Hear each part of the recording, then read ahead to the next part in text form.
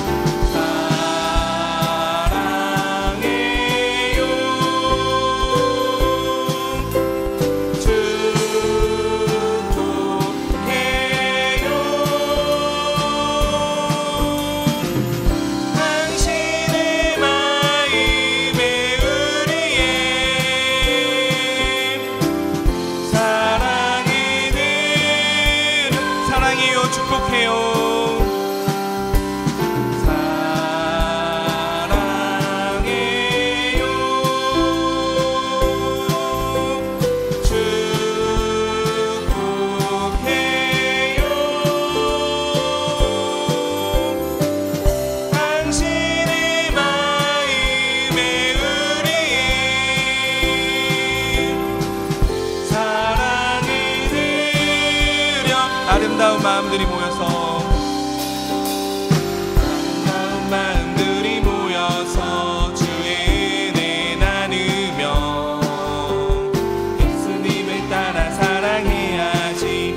우리 서로 사랑해. 하나님이 가르쳐준 한 가지, 내 이웃을 내 몸과 같이 미움 다툼 시기 질투 버리고 우리 서로 사랑. 이 다음에 예수님을 만나면 우리 뭐라 말할까. 그때는 부끄러움 없어야지. 우리 서로 사랑해.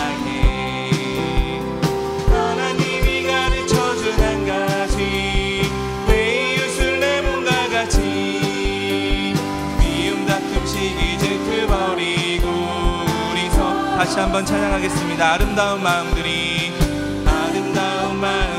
모여서 주의 은혜 나누며 예수님을 따라 사랑해야지. 우리 서로 사랑. 하나님이 가르쳐준 한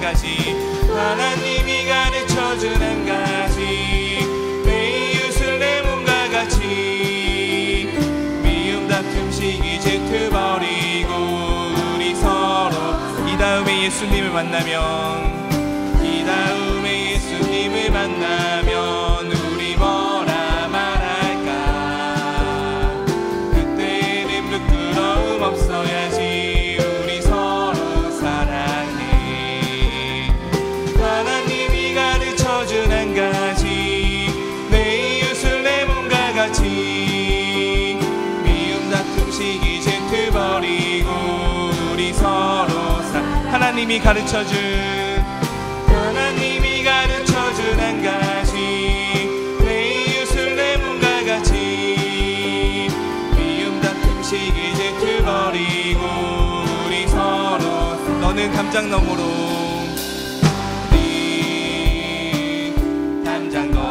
뻗은 나무, 가지에 푸른 열매처럼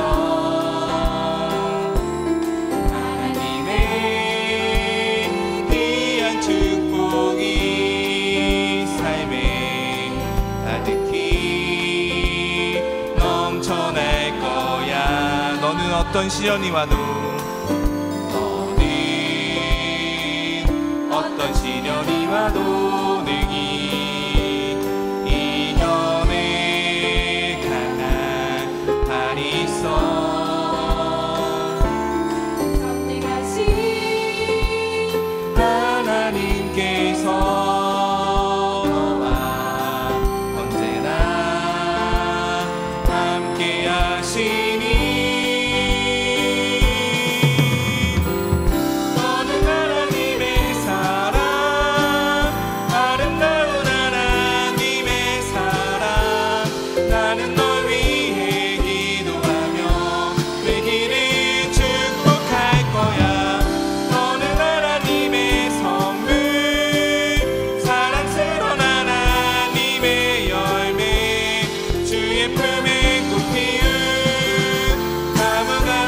다시 한번 찬양하겠습니다. 너는 당장 너머로 뻗은 나무 다시에 푸른 열매처럼 하나님의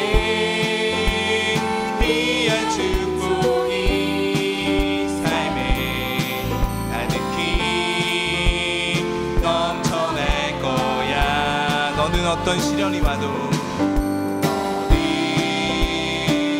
어떤 시련이 와도 능히 이겨낼 강한 발이 있어. 전능하신 하나님께서 너와 언제나 함께 하시니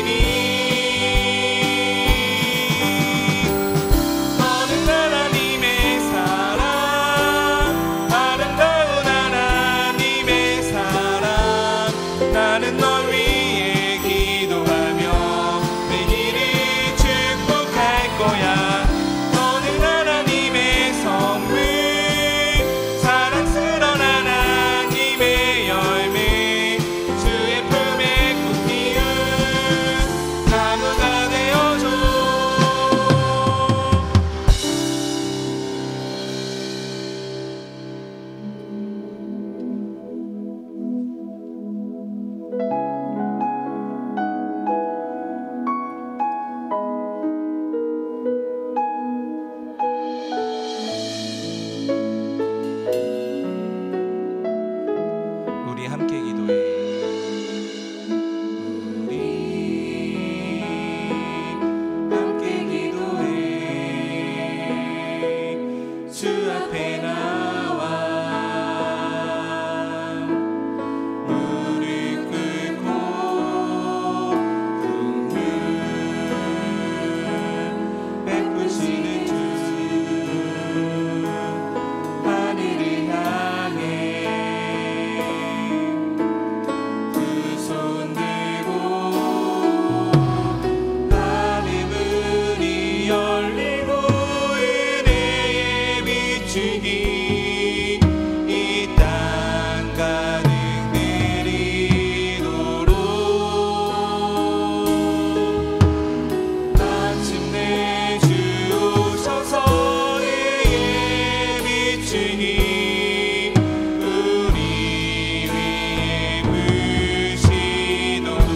함께 기도해. 우리 함께 기도해. 주 앞에 나와 무릎 꿇고 긍휼 베푸시는 주 하늘을 향해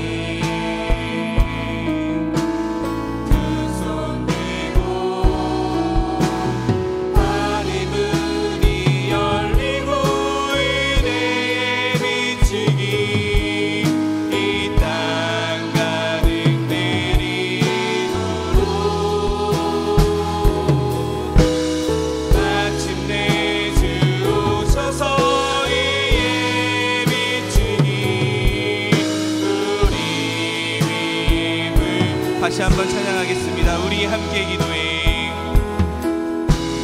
우리 함께 기도해. 주 앞에 나와 무릎 꿇고 긍휼 베푸시는 주 하늘을 향해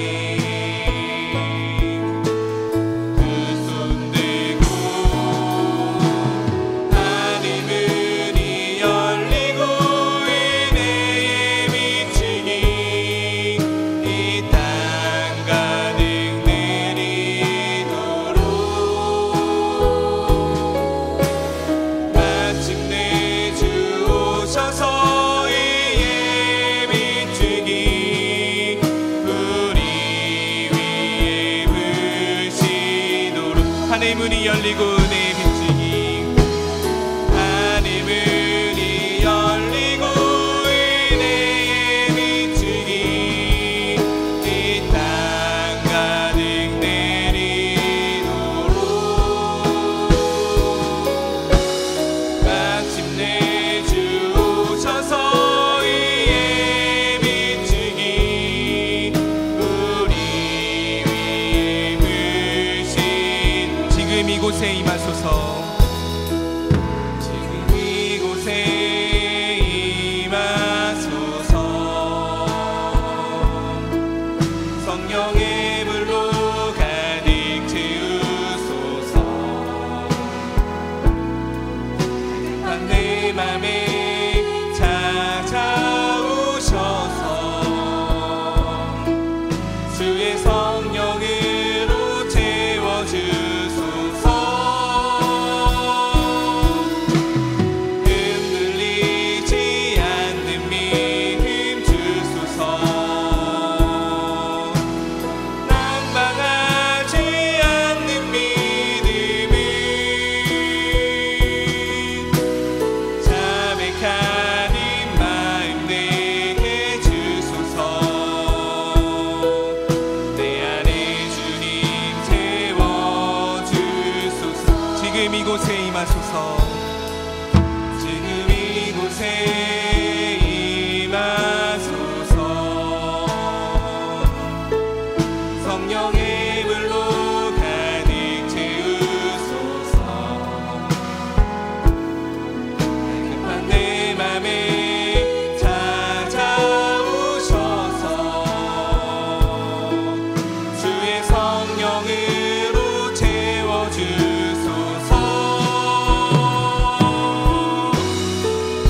흔들리지 않는 믿음 주소서. 낭망하지 않는 믿음을 자백하는 마음 내게 주소서. 내 안에 주님 채워주. 다시 한번 찬양하겠습니다. 지금 이곳에 임하소서. 지금 이곳에 임하소서. 성령의 불로 가득 채우소서. 급한 내 맘에 찾아오셔서 주의 성령으로 채워주소서.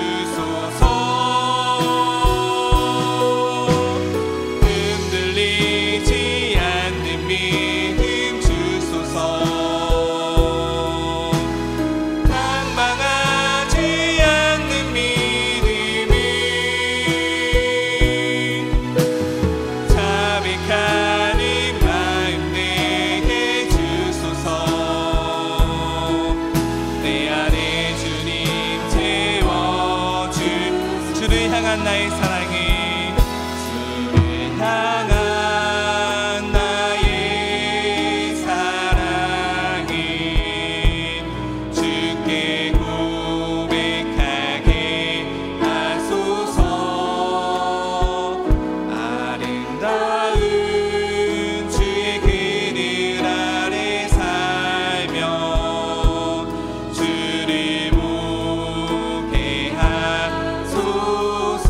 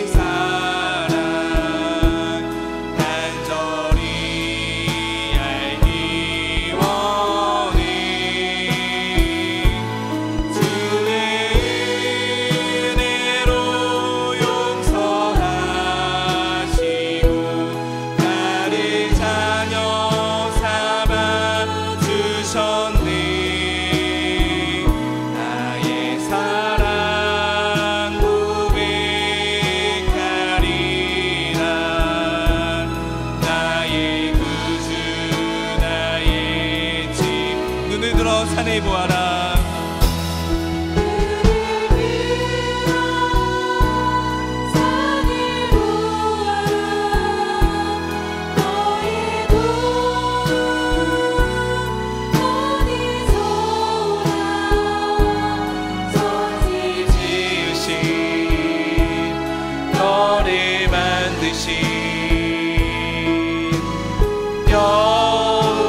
여호와께로 눈을 들어 산을 보아라. 눈을 들어 산을 보아라. 너의 도움 어디서 오나. 천지 지으신 너를 만드신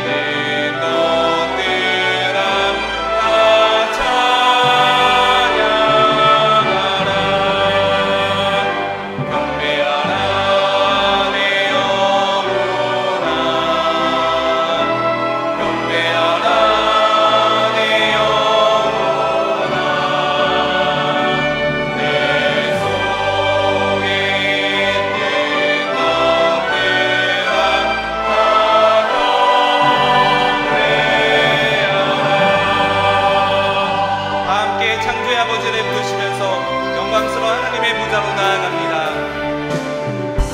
창조의 아버지 그 섭리 보이사 택하신 세대 일으키어 이 땅을 고치소서. 주의 크신 만물이 사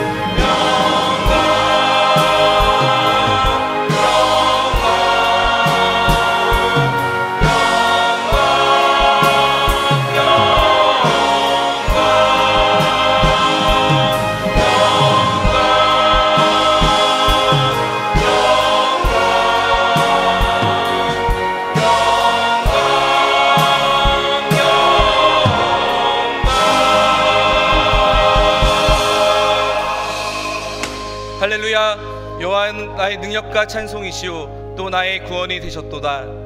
의인들의 장막에 기쁜 소리 구원의 소리가 있으며 여호와의 오른손이 높이 들렸으며 여호와의 오른손이 권능을 베푸시는도다. 하나님은 영이시니 예배하는 자가 영과 진리로 예배할지니라. 아멘. 사랑하는 형제자매 여러분, 우리 하나님께서 기뻐하시는 예배는 상한 마음과 통회하는 심령이라고 하셨습니다. 이 시간 성령께서 우리의 마음을 살피셔서 깨닫게 하시는 잘못을 가지고 진실한 마음으로 각자 입을 열어 주님께 회개의 기도를 드리겠습니다. 다 같이 기도하겠습니다.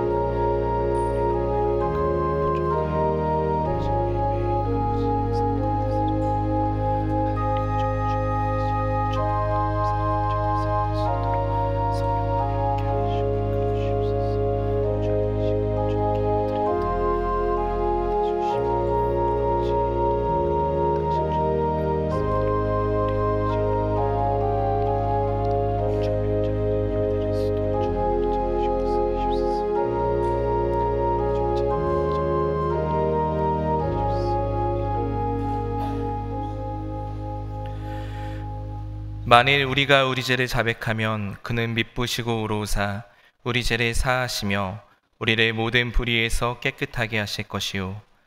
사랑의 주님, 이 놀라운 용서의 은총을 허락하여 주심을 감사합니다. 이제는 우리가 법 아래 있지 아니하고 은혜 아래 있기 때문에 더 이상 죄가 우리를 주관치 못할 것을 믿습니다. 우리를 다시 한번 성령으로 강건케 하시고 충만케 하옵소서. 예수님의 이름으로 기도합니다. 아멘. 전능하사 천지를 만드신 하나님 아버지를 내가 믿사오며 그 외아들 우리 주 예수 그리스도를 믿사오니 이는 성령으로 잉태하사 동정녀 마리아에게 나시고 본디오 빌라도에게 고난을 받으사 십자가에 못 박혀 죽으시고 장사한 지 4일 만에 죽은 자 가운데서 다시 살아나시며 하늘에 오르사 전능하신 하나님 우편에 앉아 계시다가 저리로서 산자와 죽은 자를 심판하러 오시리라. 성령을 믿사오며 거룩한 공예와 성도가 서로 교통하는 것과 죄를 사하여 주시는 것과 몸이 다시 사는 것과 영원히 사는 것을 믿사옵나이다. 아멘.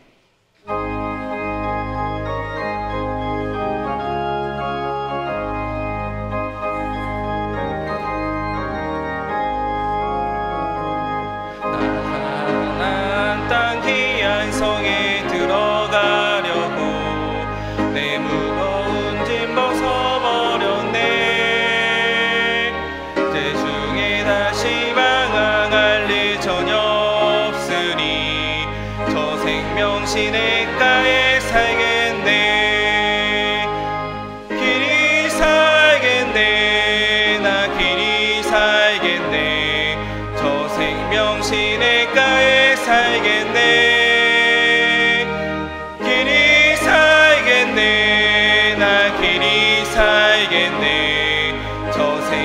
시냇가에 살겠네.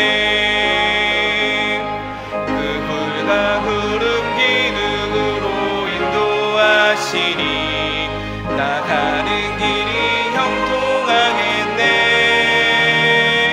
그 요단강을 내가 지금 건넌 후에는 저 생명 시냇가에 살겠네.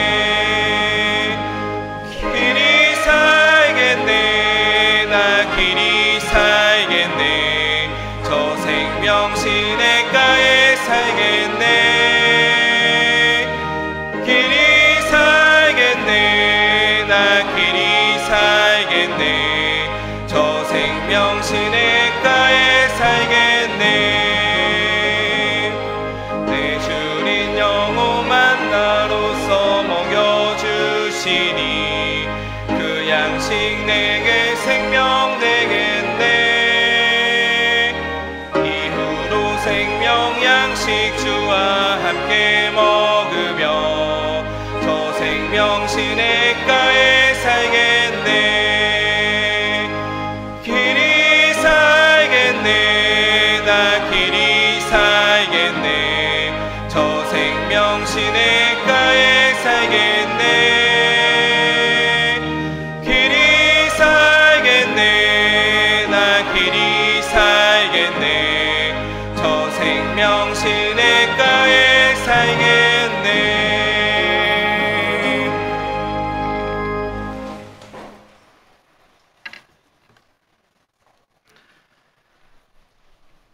전능하신 하나님 아버지 앞에 나와 예배를 드립니다.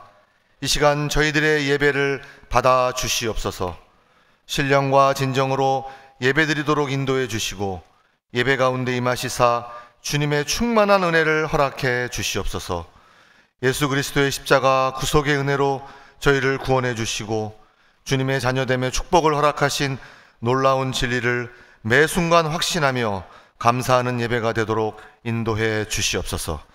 하나님 아버지, 저희들 주님의 말씀과 교훈대로 살도록 부름받았으나 주님께 순종하지 못하고 저희의 욕심과 육신의 소욕대로 살았던 적이 많았습니다.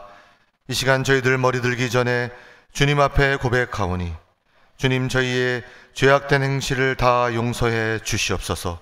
죄사함의 은혜와 구원의 기쁨이 다시 회복되는 은혜를 허락해 주시옵소서. 주님께서 베푸신 십자가의 사랑이 우리를 다시 살리며 이 세상에서의 참 소망이 되게 하심에 감사드립니다. 아버지께 간절히 기도하오니 성령으로 말미암아 저희의 믿음이 더욱 강건해지게 하시고 주님의 사랑을 깊이 깨달아 그 안에 거하는 저희들이 되도록 축복해 주시옵소서. 말씀을 깨달음으로 확신과 기쁨 가운데 하나님께 더욱 가까이 나아가도록 인도해 주시옵소서. 주님의 도우심으로 여름 성경학교가 은혜 중에 마쳤습니다. 어려서부터 교회에서 배운 말씀과 영적 훈련으로 믿음 안에서 든든하게 성장하는 주일학교 어린 영혼들 되도록 축복해 주시옵소서. 이어서 진행되는 중고등부 수련회 가운데 주님의 은혜를 허락해 주시옵소서. 이 어두운 시대에 살아계신 예수님을 인격적으로 만나는 역사가 일어나게 하시고 그 감격과 기쁨으로 저들의 인생의 방향을 정하는 청천의 귀한 청소년들이 되도록 도와주시옵소서. 주님, 오늘도 삶의 무거운 짐을 가지고 나온 성도들을 기억해 주시옵소서. 육체의 질병으로 마음의 고통으로 고난 중에 계신 성도들을 위로해 주시고 그들의 신음소리에 응답해 주시옵소서. 주께서 주시는 치유와 회복을 간절히 구하오니 주여 도와주시옵소서. 경제적 어려움에 힘든 시간을 보내는 성도들의 궁핍함도 주님께서 해결해 주시옵소서. 믿는 자들에게 강한 힘으로 함께 하시는 하나님의 능력이 얼마나 엄청나게 큰지를 깨닫기를 원합니다. 우리에게 당한 고난과 시험을 주님께 다 내려놓게 하시고 저희들의 부르짖음에 주의 능력의 손으로 함께해 주시옵소서. 만물 위의 교회의 머리 되신 예수님, 저희 교회를 축복해 주시옵소서. 예수님께서 교회를 붙드시고 도우시며 다스려 주시옵소서. 오늘도 주님의 말씀을 깨달아 알기 원합니다. 말씀의 능력과 건세에 따라 살기 원합니다. 말씀을 전하시는 담임 목사님 성령 충만으로 붙들어 주시고 말씀 전하실 때 성령께서 역사해 주시옵소서. 오늘도 준비한 찬양을 드리는 임마누엘 찬양대를 축복해 주시옵소서. 찬양 가운데 임하시는 주여, 주님께 영광과 존귀가 영원 무궁하기를 기원합니다. 모든 말씀 예수님의 이름으로 기도하옵나이다. 아멘.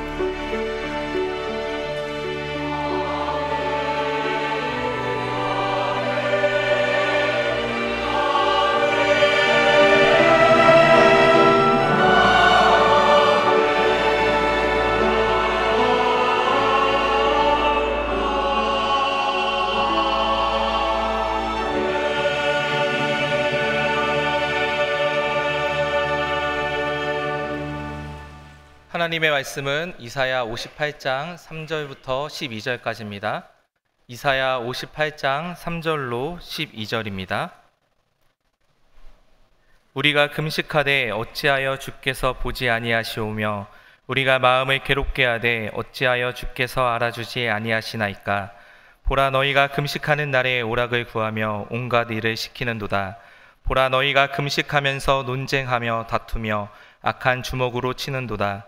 너희가 오늘 금식하는 것은 너희의 목소리를 상달하게 하려는 것이 아니니라. 이것이 어찌 내가 기뻐하는 금식이 되겠으며 이것이 어찌 사람이 자기의 마음을 괴롭게 하는 날이 되겠느냐. 그의 머리를 갈대같이 숙이고 굵은 배와 재를 펴는 것을 어찌 금식이라 하겠으며 여호와께 연락될 날이라 하겠느냐. 내가 기뻐하는 금식은 흉악의 결박을 풀어주며 멍에의 줄을 끌어주며 압제당하는 자를 자유하게 하며 모든 멍에를 꺾는 것이 아니겠느냐. 또 줄인 자에게 내 양식을 나누어 주며 유리하는 빈민을 집에 들이며 헐벗은 자를 보면 입히며 또 내 고륙을 피하여 스스로 숨지 아니하는 것이 아니겠느냐. 그리하면 내 빛이 새벽같이 비칠 것이며 내 치유가 급속할 것이며 내 공의가 내 앞에 행하고 여호와의 영광이 내 뒤에 호위하리니 내가 부를 때에는 나 여호와가 응답하겠고 내가 부르짖을 때에는 내가 여기 있다 하리라. 만일 내가 너희 중에서 멍에와 손가락질과 허망한 말을 제하여 버리고 줄인 자에게 내 심정이 동하며 괴로워하는 자의 심정을 만족하게 하면 내 빛이 흑암 중에서 떠올라 내 어둠이 낮과 같이 될 것이며 여호와가 너를 항상 인도하여 메마른 곳에서도 내 영혼을 만족하게 하며 내 뼈를 견고하게 하리니 너는 물된 동산 같겠고 물이 끊어지지 아니하는 샘 같을 것이라. 내게서 날 자들이 오래 황폐된 곳들을 다시 세울 것이며 너는 역대에 파괴된 기초를 쌓으리니 너를 이끌어 무너진 데를 보수하는 자라 할 것이며 길을 수축하여 거할 곳이 되게 하는 자라 하리라. 아멘.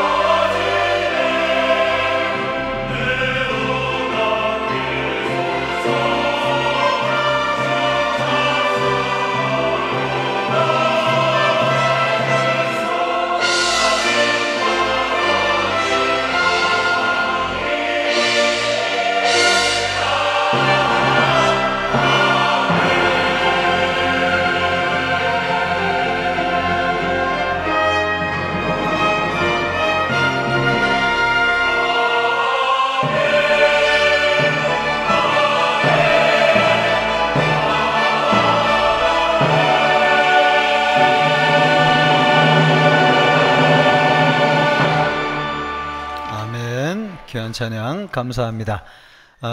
우리 옆 사람에게 인사하겠습니다. 잘 오셨습니다. 축복합니다. 한 주간 동안 변화가 많은 날씨였습니다.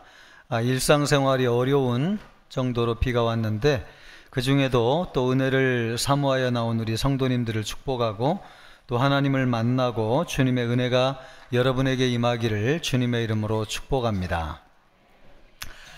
우리는 괴로움과 고통의 시대를 살아가고 있습니다.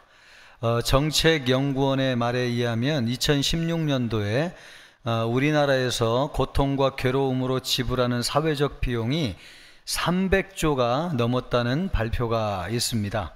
우리나라 1년 예산이 650조라고 생각할 때 엄청나게 많은 비용이라고 할 수 있습니다. 그런데 이런 것이 코로나 이후에 더 심화되어 가지고 사회적인 갈등으로 인한 고통이 더 심해지고 있습니다. 빈부격차, 또 성적인 갈등, 또 부동산 정책과 관련돼 가지고 여러 가지 불만들, 이런 것으로 인해 가지고 여러 가지 사회적 갈등과 고통이 심해지고 있습니다.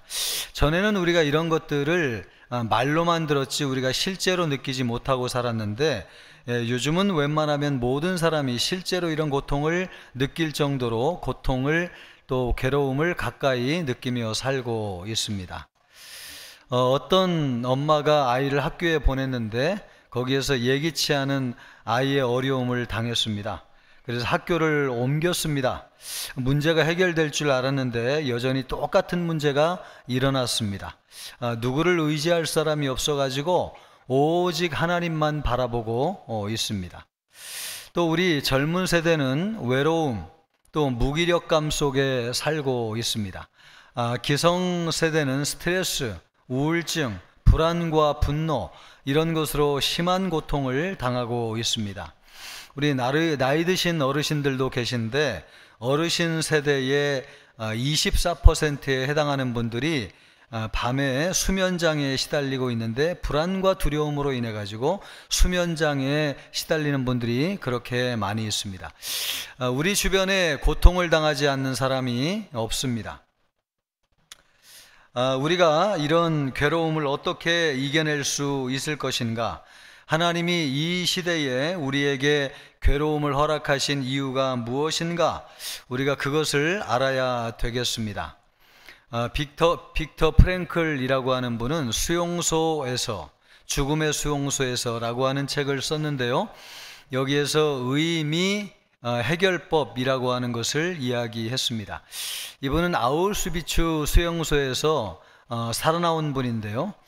그것을 경험으로 해가지고 이 고통을 감당해낼 수 있는 여부는 고통의 크기에 달려있는 것이 아니라 고통의 의미를 부여할 수 있느냐 여부에 달려있다, 그렇게 얘기를 했습니다. 그래서 그 고통과 괴로움을 나의 성숙의 기회로 삼고 다른 사람의 인생을 위해서 공헌할 수 있다고 하면 고통을 얼마든지 감당해낼 수 있다고 하는 것이죠.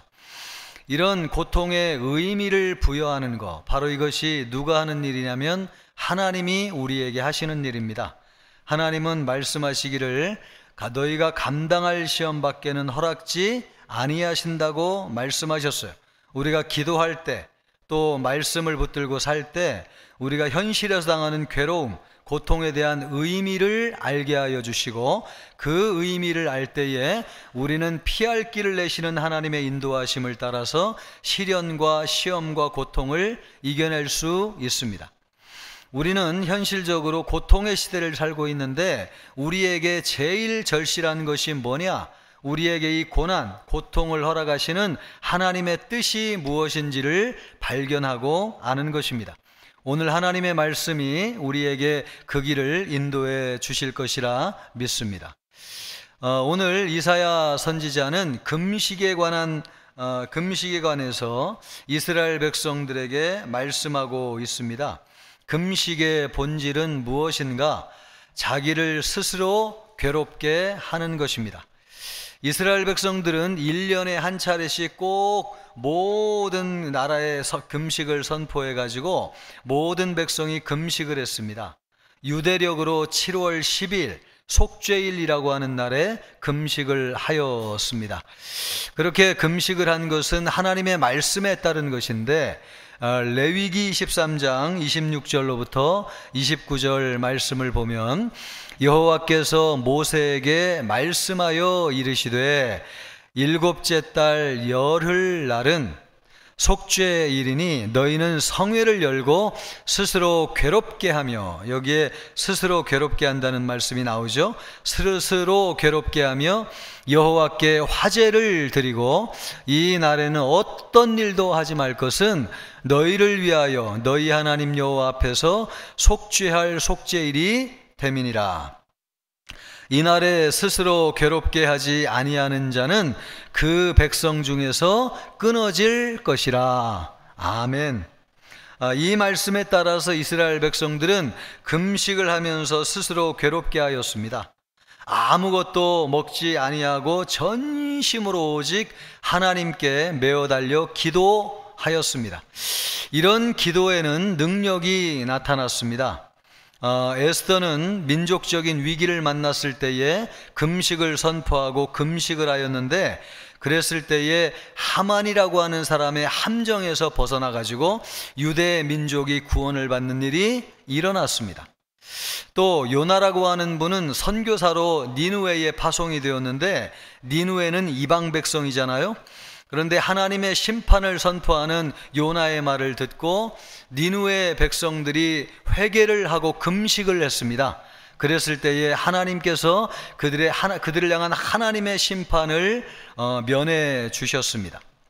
또 성경에서 제일 악한 왕으로 등장하는 사람이 아방이었는데, 아방도 하나님의 말씀을 듣고 금식했습니다.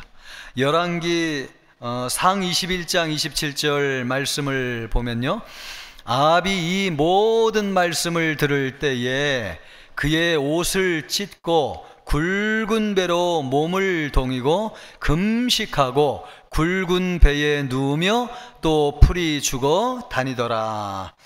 이랬을 때에 하나님이 이 아합 시대에 내리기로 한 재앙을 내리지 않았습니다. 금식은 스스로 괴롭게 하는 것인데, 그럴 때에 하나님께서 그를 불쌍히 여기셔가지고 그의 기도에 응답하셨습니다. 하나님이 이스라엘 백성들에게 스스로 괴롭게 하라고 하셨습니다. 이것을 보면은 어느 기간, 일정 기간이라도 하나님이 우리에게 괴롭게 하는 시기를 허락하신다고 하는 것을 알 수 있습니다. 왜 그렇게 하시는지는 모르지만은 하나님이 우리에게 괴로움을 허락하실 때가 있다는 거예요. 우리는 괴로움의 시대를 살고 있습니다. 이 괴로움은 하나님께 속한 것입니다. 여기에는 숨겨진 하나님의 뜻이 있습니다. 그러므로 여러분, 괴로움의 시대를 살아가는 우리가 해야 될 일이 무엇이냐? 이 괴로움을 허락하신 하나님의 뜻이 무엇이고, 이 괴로움을 끌어안고 우리가 해야 될 일이 무엇인가 하는 것을 말씀을 통해서 발견하는 것이죠. 그럴 때에 하나님께서 이 괴로움을 통해서 선이 되게 하여 주시고 하나님의 뜻을 이루게 될 것입니다. 여러분이 지금 괴로움을 당했다고 생각하십니까? 고통 가운데 있다고 생각하십니까? 이것을 나에게 허락하신 하나님의 뜻이 무엇인가? 내가 이 괴로움과 고통을 붙잡고 해야 될 일이 무엇인가? 그것을 오늘 말씀을 통해서 발견하고 여러분의 삶에 변화가 일어나기를 주님의 이름으로 축복합니다. 이사야 시대의 이스라엘 백성들도 이 말씀대로 하나님 앞에 금식을 했습니다. 자기를 스스로 괴롭게 한 것이죠. 3절 말씀을 보면, 우리가 금식하되 어찌하여 주께서 보지 아니하시오며 우리가 마음을 괴롭게 하되 어찌하여 주께서 알아주지 아니하시나이까. 그런데 만족할 만한 하나님의 응답을 받지를 못했어요. 왜 그랬는지 5절 말씀에 잘 기록되어져 있습니다.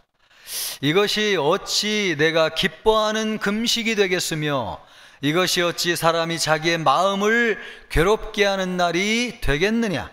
그의 머리를 갈대같이 숙이고 굵은 배와 재를 펴는 것을 어찌 금식이라 하겠으며 여호와께 연락될 날이라 하겠느냐? 하나님이 원하는 금식이 아니었습니다.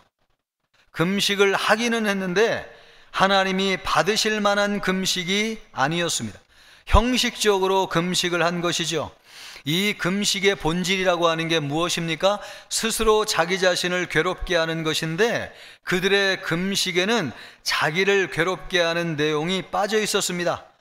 오히려 자기를 괴롭게 하는 것이 아니라 다른 사람을 괴롭게 하였습니다. 금식을 하면서 오락을 구했습니다. 이 오락을 구한다고 하는 것은 자기의 욕망, 육체적인 쾌락을 추구했다, 이런 뜻이에요. 형식적으로 금식을 하게 했지만은 내용적으로는 자기의 육체적인 쾌락과 욕망을 추구한 것입니다. 또 금식을 하면서 다른 사람에게 온갖 일을 다 시켰습니다. 공동 번역에 보면 이것을 돈에 눈이 멀었다, 이렇게 번역하고 있습니다.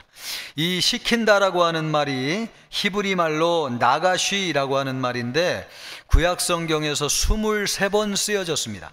이 말이 쓰여진 용도를 보면 주로 이런 내용입니다. 강제 노역을 시키는 것, 또 빌려준 돈이나 이자를 독촉해서 받아내는 것, 권력을 이용해 가지고 재물을 빼앗는 것, 강제로 압제하고 학대하는 것, 이런 일을 시킬 때에 사용되는 단어였습니다. 금식은 자기를 괴롭게 하는 것인데 이스라엘 백성들은 다른 사람을 괴롭게 했습니다. 이것은 하나님이 기뻐하시는 금식이 아니었습니다. 그래서 금식을 했지만은 응답을 받지 못했습니다. 하나님이 우리에게 괴로움을 체험하게 하는 데는 뜻이 있습니다. 10절 말씀을 보면은 줄인 자에게 내 심정이 동하며 괴로워하는 자의 심정을 만족하게 하면, 여기 나오죠?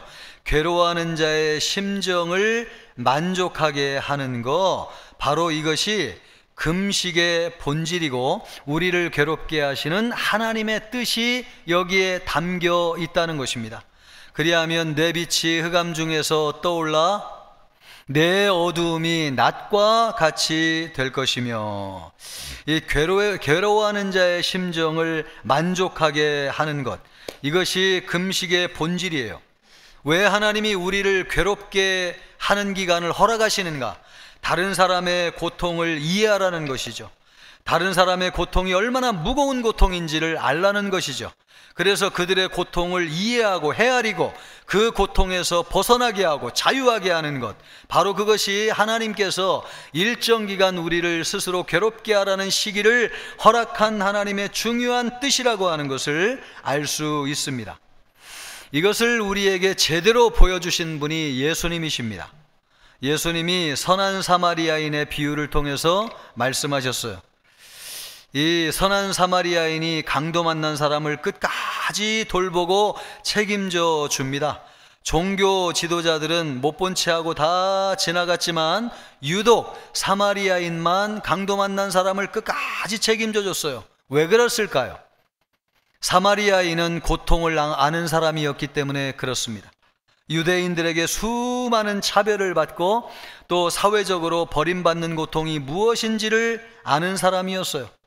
그리고 주류 사회에서 비주류로 살아가면서 아무리 열심히 해도 정당한 대가를 받지 못하는 사람의 고통과 아픔이 무엇인지를 아는 사람이었어요. 그리고 아파도 누가 돌봐주는 사람이 없을 때의 그 슬픔과 괴로움이라고 하는 것이 얼마나 큰지를 아는 사람이었어요. 그래서 이 강도 만난 사람이 길에 버려져 쓰러져 죽어가고 있을 때에 그것이 남의 일처럼 보이지 않았어요. 팔을 걸어 붙이고 그의 시간과 물질을 들여가지고 그가 회복될 때까지 끝까지 그를 도와줬습니다. 그거는 자기를 생각한 것이고 내가 당한 고통이 얼마나 큰지를 알기 때문에 그의 고통을 헤아려 가지고 그를 고통에서 면하게 해주고 그를 고통에서 자유하게 한 것입니다. 하나님이 우리에게 일시적으로 고통을 허락하시는 것은 바로 그런 뜻이 담겨져 있다고 하는 사실이에요. 스탠퍼드 대학의 교수로 있는 애나 램키 교수님이 쓴 도파민 네이션이라고 하는 책이 있습니다. 이 책에서 이분은 고통으로 고통을 치유한다 라는 말을 했습니다. 다시 한번요. 고통으로 고통을 치유한다. 사람들은 고통을 당하면 거기에서 벗어나기 위해서 쾌락을 추구하죠. 그런데 갈수록 더 큰 쾌락을 추구해 가지고 결국은 쾌락에 중독이 되어서 인생을 회복할 수 없는 엄청난 절망과 고통 가운데 빠지게 됩니다. 여기에서 벗어나지 못하는 거죠. 그런데 여기에서 벗어난 길이 있다는 거예요. 고통을 고통으로 치유하는 길이라는 것입니다. 그러면서 예를 들은 것이 냉수 샤워, 냉수 마찰. 여러분 냉수 샤워라고 하는 거 아시죠? 예, 그것을 예로 들었습니다. 우리는 한겨울에 추우면 따뜻한 방에 들어가 가지고 이불을 덮고 누워 있잖아요. 그런데 러시아나 필리핀 사람들은 아주 추운 한겨울에 이 추위를 이기는 방법이 뭐냐니까 강에 가서 얼음을 깨고 거기에 들어가서 수영을 하는 것입니다. 그러면 처음에는 막 몸이 얼어붙는 것처럼 괴로워요. 그러나 시간이 갈수록 그 추위를 이겨내면서 기분이 좋아지는 경험을 하게 돼요. 그래서 이분들은 매년 그런 행사를 연례 행사로 하고 있습니다. 이거는 실제로 과학적으로 증명된 것인데 그럴 때에 고통이 사라지면서 우리 뇌에 도파민이라고 하는 호르몬 물질이 분비되는데 그것이 우리의 기분을 상승시킨다고 하는 것입니다. 바로 이것이 고통으로 고통을 치유하는 것입니다. 그래서 예전부터요, 우리 몸에 통증이 있는 곳이 있으면 다른 곳에 자극을 주어 가지고 그 몸의 통증을 완화시키는 요법을 많이 사용했습니다. 바로 이것이 고통으로 고통을 치유하는 것입니다. 이런 요법은 우리가 사는 세상에도 효과가 있습니다. 우리나라에 컴패션이라고 하는 단체가 있습니다. 6.25 전쟁에 고아가 된 아이들을 돕기 위해서 세워진 단체였습니다. 이 단체가 지금은 세계에서 가난과 질병으로 고통당하는 수많은 아이들을 구제하는 일을 하고 있습니다. 이 일을 제일 열심히 하는 나라가 어느 나라냐? 바로 우리나라입니다. 저도 필리핀에 갔다 왔지만 얼마 전에 필리핀 갔다 온 목사님의 이야기를 들어보니까 너무너무 못 살아요. 예, 막 판자촌 같은데 길바닥에 그냥 누워 자는 그 정도로 가난하고 어려운 사람들이 있는데 그 아이들이 이 컴패션을 통해서 도움을 받는다는 거죠. 그래서 일찍부터 도움을 받아가지고 예수님을 구주로 믿는 것은 당연하고 의사와 변호사가 돼가지고 사회적으로 좋은 일을 하는 아이들이 그렇게 많다는 것입니다. 이 일을 제일 앞장서서 하는 나라가 누구냐? 우리나라예요. 왜 그런 것입니까? 우리는 민족의 고통과 아픔을 아는 것이죠. 가난과 질병의 고통이 얼마나 무거운지를 우리는 알고 있어요. 그런 고통을 체험했기 때문에. 그래서 가난하고 어려운 제3세계 어린이들을 도와주는데 아주 적극적이고 열심히 해요. 바로 여러분, 이런 고통으로 고통을 이겨내는 것입니다. 우리가 당한 고통을 가지고 있으면 다른 사람이 당하는 고통이 얼마나 무거운지를 아는 것이죠. 그래서 그들을 도와주게 될 때에 그들이 고통에서 면해지고 해방을 받고 자유롭게 되면서 이 고통이 없어지는 세상 속에서 하나님의 나라가 임하게 되는 것입니다. 저는 왜 하나님이 고통을 우리에게 허락하시는가 생각해 볼 때가 있습니다. 가난을 알지 못하고 어떻게 가난한 자의 심정을 알겠습니까? 또 우리가 고통을 알지 않고 어찌 죽어가는 사람의 고통을 이해할 수 있겠습니까? 이것이 우리에게 고통을 허락하시는 하나님의 뜻인 거죠. 예수님은 우리의 연약함을 똑같이 채울한 분이시라고 성경은 말씀하고 있습니다. 예수님은 하나님이세요. 그런데 인간이 되셔가지고 몫으로 살면서 가난이 무엇인지를 체휼하셨어요. 그래서 가난하게 살아가는 우리의 심정을 누구보다도 잘 아시는 분이 예수님이세요. 또 우리 예수님은 일평생 질병을 짊어지고 사셨어요. 그 질병으로 고통당하는 사람의 심정이 어떤지를 누구보다도 잘 알았어요. 그래서 거기에서 우리의 고통을 면하게 해주시기 위해서 예수님이 십자가를 지시고 우리를 고통에서 벗어나게 해주셨습니다. 이것이 하나님이 우리에게 하시는 방법입니다. 죄와 사망의 권세 아래 고통당하면서 사는 인류를 구원해내시는 하나님의 방법이 바로 이것입니다. 여러분, 우리나라는 정치적인 갈등으로 수많은 국민들이 괴로워하고 있습니다. 이것을 꼭 얘기하지 않아도 우리는 살면서 이념적인 갈등으로 인해서 괴로워하는 사람이 우리 주변에 너무나 많다고 하는 것을 실제로 느끼며 살고 있고요. 이것이 너무 괴롭고 고통스러워요. 내가 지지하는 정당이 이겼다고 여러분 좋아하겠습니까? 그렇다면 우리나라의 고통은 영원히 끝나지 않을 것입니다. 누구나 여러분 저본 경험이 있을 것입니다. 그랬을 때의 내 고통과 아픔이라고 하는 것이 얼마나 큰가, 이것을 알고 이해하고 헤아리고 고통 중에 있는 사람들의 마음을 같이 나누게 될 때에 우리 민족의 아픔과 상처는 치유하게 될 것입니다. 바로 이것이 고통으로 고통을 치유하는 것이죠. 그럴 때에 우리나라가 하나님 앞에 인정받는 나라, 치유와 회복을 통해서 모든 나라를 선도하는 앞장서는 나라가 될 것입니다. 우리 사회는 남녀 간의 성갈등이 갈수록 심화되고 있습니다. 세상은 남자와 여자를 갈라놓고 있어요. 남자는 여자를 미워하고 여자는 남자를 미워하고. 여러분, 왜 이런 세상이 되고 있는 것입니까? 이런 세상을 치유할 수 있는 사람은 우리밖에 없습니다. 왜냐하면 우리는 그 고통을 알고 있기 때문에 그렇습니다. 여러분, 내가 여자라고 생각해 보십시오. 내가 여자라서 인정받지 못할 때에 그 고통이 얼마나 큽니까? 그런 고통을 남자들도 가지고 있다고 하는 것을 기억하세요. 하나님이 우리 남자들 창조하실 때 세상의 리더로 창조하셨는데, 리더가 리더의 역할에 있지 아니할 때 그 마음의 고통과 괴로움이라고 하는 것은 이루 말할 수가 없습니다. 가정에서 가장이 인정받고 존경을 받아야 되는데 그렇지 못할 때에 누리는 그 감당하게 되는 고통이 얼마나 크겠어요. 그것을 이해하라는 거예요. 또 우리 남자들도 여러분, 사회생활을 하면서 무시당할 때 얼마나 큰 고통과 괴로움이 있습니까?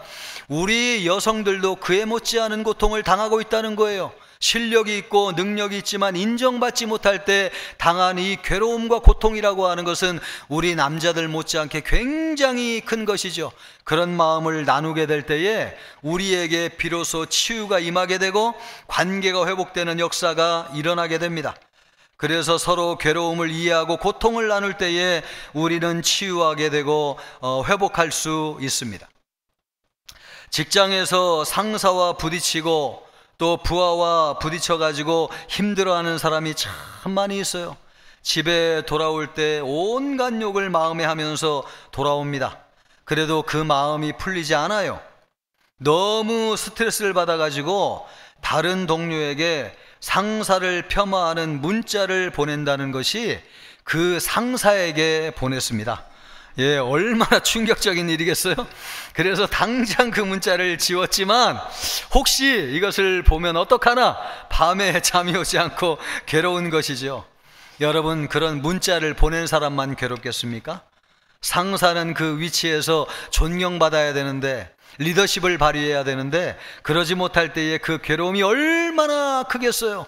모든 사람이 다 고통을 당하고 있어요. 고통의 공통분모를 우리가 다 가지고 있습니다. 여러분, 내가 괴로운 만큼 다른 사람은 더 괴로워요. 그의 괴로움을 이해하라는 것입니다. 그의 괴로움을 헤아리라는 거예요. 그의 괴로움을 나누라는 거예요. 그 괴로움을 나누게 될 때에 우리가 짊어지고 있는 고통에서 해방되고 우리가 사는 나라에 하나님의 나라가 임하게 되는 것입니다. 괴로움이라는 고통 분모를 생각해 볼 때 다 같이 괴로운 사람입니다. 그러므로 내 괴로움이 크면 그의 괴로움이 얼마나 큰지를 생각해 보세요. 그러면서 나도 편하고 상대방도 편하고 그러면 나도 편하고 상대방도 편하고 직장 생활이 좋아지는 길이 열려지게 될 것입니다. 이것이 하나님이 우리에게 괴로움을 허락하시는 이유예요. 나의 괴로움이 클수록 다른 사람의 괴로움을 이해하기를 바랍니다. 그래서 그들의 심정을 만족하게 하십시오. 이것이 하나님이 우리에게 향하신 뜻입니다. 그러기를 우리 주님의 이름으로 축복합니다. 하나님은 여러분 절대로 고통을 즐기시는 분이 아니에요. 우리를 괴롭게 해가지고 쾌감을 느끼시는 분이 절대로 아니에요. 하나님은 우리에게 고통을 짊어지게 하실 때에는 하나님의 뜻이 있어요. 우리에게 주시기를 원하는 축복이 있어요. 고통을 같이 짊어지게 될 때에 우리가 살고 있는 가정에서, 직장에서, 나라에서 하나님의 나라가 임하게 되는 것입니다. 그것을 원해서 다른 사람의 고통을 이해하라는 것이죠. 그럴 때에 하나님이 우리에게 주기로 약속한 축복이 있어요. 하나님이 약속한 축복이 무엇이냐? 첫째, 우리 인생의 빛이 비칩니다. 10절 말씀을 보면요, 줄인 자에게 내 심정이 동하며 괴로워하는 자의 심정을 만족하게 하면 어떻게 된다는 거예요? 내 빛이 흑암 중에서 떠올라 내 어두움이 낮과 같이 될 것이며. 여러분, 내 인생이 어둡다고 생각하시는 분 계세요? 나는 나름대로 열심히 일을 하는데 왜 내 인생은 풀리지 않을까? 이런 생각을 하시는 분들이 계십니까? 여기에 답이 있습니다. 괴로운 자의 심정을 만족하게 하면, 줄인 자에게 심정을 동하고 괴로워하는 자의 심정을 만족하게 하면 빛이 흑암 중에 떠올라가지고 새벽빛이 비치는 것처럼 내 인생이 대낮처럼 환해진다는 것입니다. 여러분, 이것이 하나님이 우리에게 주는 말씀이에요. 괴로워하는 자의 심정을 만족하게 하세요. 하나님을 사랑하는 사람은 이웃을 사랑하는 것을 간과할 때가 있어요. 그래서 신앙은 좋은데 어두운 인생을 살아가는 분들이 간혹 계십니다. 나는 하나님 앞에 잘하는데 왜 내 인생은 어두운가? 이렇게 생각하는 분은 여기에서 해답을 찾기를 바랍니다. 괴로워하는 사람의 마음을 만족하게 하세요. 그러면 여러분, 하나님께서 우리의 인생을 빛나게 하시고 아침빛같이 비추어 대낮 같은 인생을 살게 하실 것입니다. 그러기를 우리 주님의 이름으로 축복합니다. 두 번째로는 우리 영혼이 만족하게 됩니다. 11절 말씀을 보십시오. 여호와가 너를 항상 인도하여 메마른 곳에서도 내 영혼을 만족하게 하며 내 뼈를 견고하게 하리니 너는 물된 동산 같겠고 물이 끊어지지 아니하는 샘 같을 것이라. 우리가 메마른 인생을 살고 있잖아요. 심령이 갈증으로 괴로워하는 분들이 얼마나 많이 있습니까? 그런 분들에게 하나님이 주시는 말씀이에요. 여호와가 항상 너를 인도하여 메마른 곳에서도 내 영혼을 만족하게 하며 내 뼈를 견고하게 하리니 너는 물된 동산 같겠고 물이 끊어지지 아니하는 샘 같을 것이라. 그러기를 주님의 이름으로 축복합니다. 여러분, 세상은 메말라 있어요. 그런데 우리가 영혼이 만족하는 삶을 사는 길이 있어요. 그것이 무엇입니까? 괴로워하는 자의 심정을 만족하게 하는 것입니다. 그를 위로하는 것입니다. 그를 이해하고 그의 마음을 같이 나누는 것입니다. 여러분의 영혼에 만족이 없다고 생각하는 분 계십니까? 오늘 이 말씀을 반드시 적용하시길 바라요. 우리 주변에 괴로워하는 사람이 너무 많아요. 그들의 아픔과 고통을 풀어주세요. 그들을 이해하세요. 그들의 마음을 헤아려 주세요. 그러면 우리 영혼의 만족이 하나님으로부터 임하게 될 것입니다. 그러기를 주님의 이름으로 축복합니다. 세 번째로는 기도가 응답됩니다. 9절 말씀을 보십시오. 내가 부를 때에는 나 여호와가 응답하겠고 내가 부르짖을 때에는 내가 여기 있다 하리라. 이것처럼 기도 응답에 확신을 주는 말씀이 어디 있습니까? 여러분, 주님이 분명하게 응답한다고 말씀하고 있어요. 언제? 괴로워하는 자의 심정을 만족하게 하면 하나님께서 기도 응답을 주신다는 것입니다. 예수님도 말씀하시기를 땅에서 풀면 하늘에서도 풀린다고 말씀하고 있어요. 왜 나는 하나님 앞에 잘하는데 하늘에서 문제가 왜 풀리지 않을까? 왜 하나님이 나를 축복하지 않을까? 그 이유가 오늘 말씀을 보니까 여기 있다는 것을 알 수 있습니다. 땅에서 풀리지 않으면 하늘에서도 풀리지 않아요. 이 땅에서 풀리는 것이 무엇입니까? 괴로워하는 사람의 심정을 만족하게 하는 것입니다. 줄인 자의 심정을 동하는 것입니다. 우리는 사람과의 관계에서 맺힌 것을 풀 때에 하나님의 응답이 온다고 하는 것을 꼭 기억하셔야 됩니다. 예배를 드리기 전에 형제와 싸운 일이 있느냐? 화해하고 와서 예물을 드리고 예배를 드려라. 우리 하나님이 그렇게 말씀하고 있습니다. 괴로울 때 다른 사람의 괴로움을 돌아보세요. 그들의 괴로움을 풀어주세요. 내가 고통당하는 만큼 그 사람도 고통당하고 있어요. 내가 여러분 고통당하고 있습니까? 아내와 내 자녀들도 똑같은 고통을 당하고 있어요. 그들의 고통받는 마음을 헤아리세요. 그리고 그것을 풀어주세요. 그러면 하나님께서 내가 여기 있다, 하나님이 우리의 기도를 들으시고 우리의 기도를 응답해 주실 것입니다. 사랑하는 성도 여러분, 우리는 괴로움의 시대를 살고 있습니다. 이 시대에 평안을 누리고 사는 길은 우리에게 괴로움을 허락하신 하나님의 뜻이 무엇인지를 알고 사는 것입니다. 우리의 괴로움으로 다른 사람의 괴로움을 헤아리시고 풀어주기를 하나님이 원하세요. 이것을 알고 괴로움을 이길 때 영혼의 만족을 누리는 삶을 살게 될 것입니다. 우리 모든 성도들에게 그런 삶이 되기를 주님의 이름으로 축복합니다. 이 시간 기도할 때에 오늘 주신 말씀을 붙잡고 기도하겠습니다. 같이 기도합니다. 존귀하시고 영화로우신 하나님 아버지, 우리에게 고통의 시기를 허락하신 하나님의 뜻이 무엇인지를 발견하게 됩니다. 아버지 하나님이여, 다른 사람의 고통을 헤아리게 하여 주시옵소서. 다른 사람의 고통을 알게 하여 주시옵소서. 그래서 그들의 고통을 면하게 하여 주시고 압제당하는 자를 자유롭게 하게 하여 주옵소서. 그럴 때에 아버지 하나님이여, 하나님이 우리의 인생을 빛나게 해주실 것이고 우리의 영혼을 만족하게 해줄 것이고 아버지 하나님이여, 우리의 기도를 응답해 주실 것입니다. 이 자리에서 고통과 괴로움으로 씨름하는 사람이 있습니까? 하나님의 뜻이 무엇인지를 알게 하여 주시옵시고 오늘부터 이 말씀을 삶에 적용하게 하여 주셔서 고통당하는 사람을 헤아리게 하시고 그들의 고통을 면하게 하여 주시옵소서.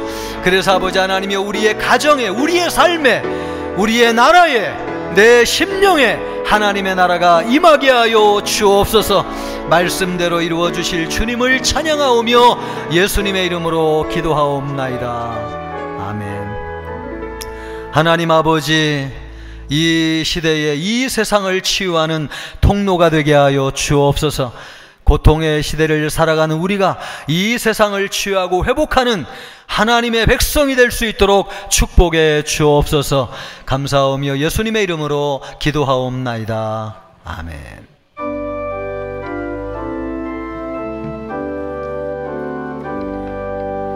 나의 생명 드리니 주여 받아주셔서 세상 살아갈 동안 찬송하게 하소서. 나의 보아 드리니 주여 받아주셔서 하늘나라 위하여 주 뜻대로 쓰소서.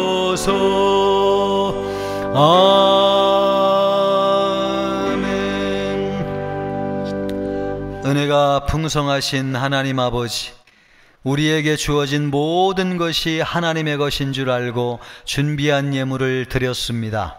11조 감사헌금, 주정헌금, 구제헌금, 건축헌금, 장학헌금, 목적헌금, 선교헌금 우리 하나님 앞에 드렸사오니 이 헌금을 통하여 괴로워하는 사람들의 심정을 동하게 하시고 그들을 고통에서 면하게 하는데 쓰여지게 하여 주옵소서.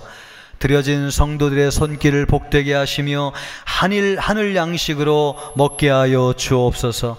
마음은 있지만 드리지 못한 성도들 긍휼히 여겨 주옵시고 하나님을 절대적으로 믿게 살게 하여 주셔서 하늘 양식으로 채워주시는 하나님의 축복이 얼마나 큰지를 알게 하여 주옵소서. 주께서 함께 하심을 감사하오며 예수님의 이름으로 기도하옵나이다. 아멘. 성도의 교제를 같이 하겠습니다. 금년도 표어입니다. 생수의 강이 흐르는 성령 충만한 생명의 공동체. 아멘. 지난주 암송구절입니다. 하나님이 이르시되 그가 나를 사랑한즉 내가 그를 건지리라. 그가 내 이름을 안즉 내가 그를 높이리라. 아멘. 금주 말씀입니다. 여호와는 내 편이시라. 내가 두려워하지 아니하리니 사람이 내게 어찌할까. 아멘. 말씀과 동행하시길 바라고요. 교회 소식은 주보를 참고해 주시기를 바랍니다. 교회 설립 80주년 기념으로 전교인 성경 필사를 하는데 우리 성도님들 다 참여하셔가지고 80주년의 기념이 될 만한 일을 함께 하실 수 있기를 바라겠습니다. QR코드를 찍으면은 상세한 설명이 있으니까요, 참고해 주시기를 바랍니다. 또 여름 성경학교 수련회를 많이 기도해 주시고 격려해 주시기를 바라는데 오늘 유년부 여름 성경학교까지 마치면 초등부까지 마치게 됩니다. 또 중등부, 고등부, 청년 1, 2부, 미랄부, 다문화부 여름 사역이 있는데요, 은혜롭게 진행될 수 있도록 기도 많이 해주시고 많이 후원해 주셔서 풍성한 여름 사역 될 수 있도록 도와주시기를 바랍니다. 필리핀 단기 선교 모임이 오늘 오후 찬양 예배 후에 새가족실에서 있겠습니다. 또 상반기 회계 감사가 있습니다. 받아주시고요. 또 날마다 솟는 샘물 8월호가 발간되었습니다. 사무실에서 수령해 가시기를 바랍니다. 영원한 안식이 있습니다. 인도네시아 정환영 선교사님 아버님이 하나님의 부르심을 받았습니다. 아시는 분들은 많이 위로해 주시기를 바라고요. 또 우리와 함께 신앙생활했던 우리 윤종열 집사님이 어제 하나님의 부르심을 받았습니다. 그래서 오늘 입관 예배를 드리게 되는데 오후 찬양 예배가 끝나고 바로 출발하는데 세종병원에서 장례식이 진행됩니다. 많은 성도님들 참여하셔서 위로해 주시기를 바라겠습니다. 우리 옆 사람과 인사하겠습니다. 메마른 곳에서 영혼의 만족을 얻읍시다. 다 같이 일어나셔서 힘차게 찬양하겠습니다.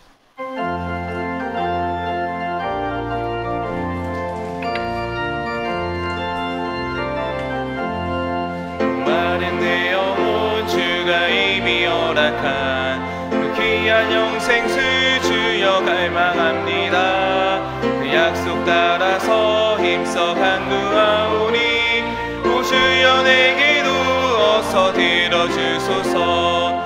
예수의 사랑 예수의 사랑 바다 물결같이 내게 임하니 영광의 물결에 온전히 쌓여서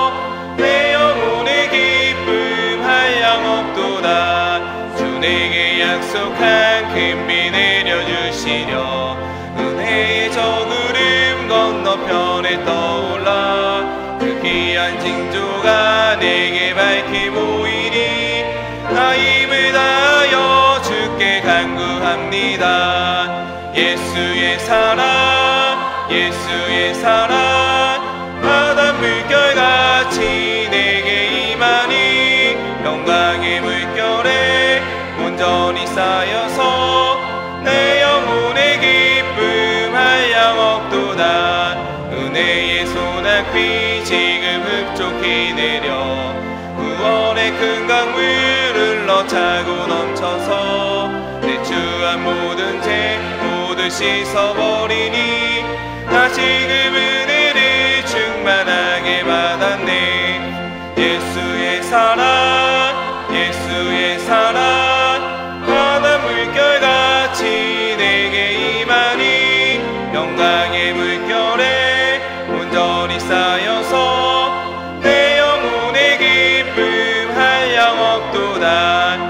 차고 넘치는 주의 은혜의 물결 힘차게 밀려와 내게 만족합니다. 오 할렐루야로 주를 찬송하오니 내 맘의 기쁨이 항상 충만합니다. 예수의 사랑 예수의 사랑 바다 물결같이 내게 임하니 영광의 물결에 온전히 쌓여서 내 영혼의 기쁨 한량없도다.